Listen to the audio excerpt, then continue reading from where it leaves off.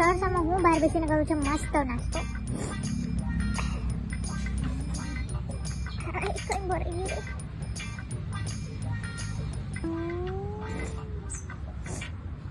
શિયાળામાં આ જ પ્રોબ્લેમ, નાક ગળવાનું.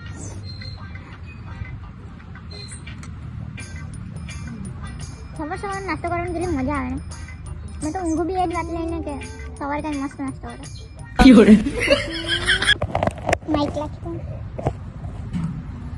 તો તમને મારી બકબક બી સંભળાય ને.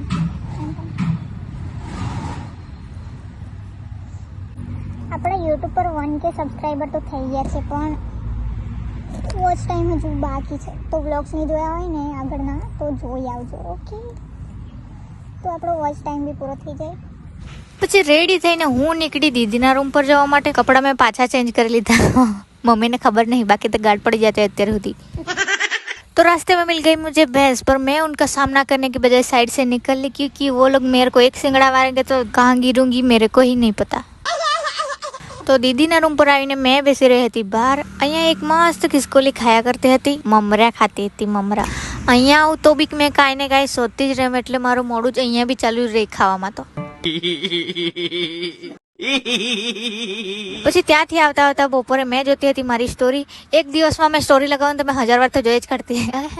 સોરી, વધારે ફેંકી એડ, 10-15 વાર તો જોઈ કરતી. પછી અમે દીદી સાથે નીકળી ગયા જમવાનું લેવા માટે. જમવાનું લેવા આવી ત્યાં આંટી સાથે થોડી ઘણી વાત કરી.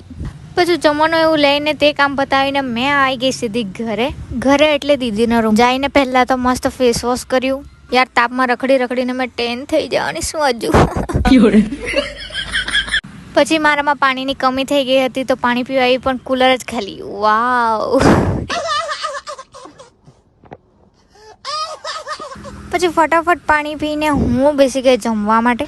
દીદીએ મસ્ત ખીચડી અને કઢી બનાવી હતી, તે ફટાફટ કાઢી લીધી. પછી મેં તો મસ્ત જમવા બેસી ગઈ. આટલું બધું ખાવાનું લીધું છે, અત્યારે ખાઈ જવા એટલી ભૂખ લાગેલી છે. પછી આવી ગઈ હું ઘરે, અને ઘરેથી સીધી આવી દુકાન પર. ત્યાંથી લાવી મસ્ત આઈસ્ક્રીમ. પછી બેસી રહેલી હતી મસ્ત બહાર. બેઠે બેઠે મેરે દિલ में ખ્યાલ આયા કે कुछ ખાया जाए, તો મેં ખાઈ લીધું પંજાબી તડકા, કેમ કે ગુજરાતી તડકા તો મળતું નથી. પછી લેવા ગઈ હતી આને स्कूल पर. तो आज मेरे को भी दुख हो रहा है कि मैंने इतना भंगार व्लॉग कैसे रख दिया आज, क्योंकि आज कुछ था ही नहीं मेरे पास. तो आज के लिए इतना ही, मिलते हैं कल, बाय बाय.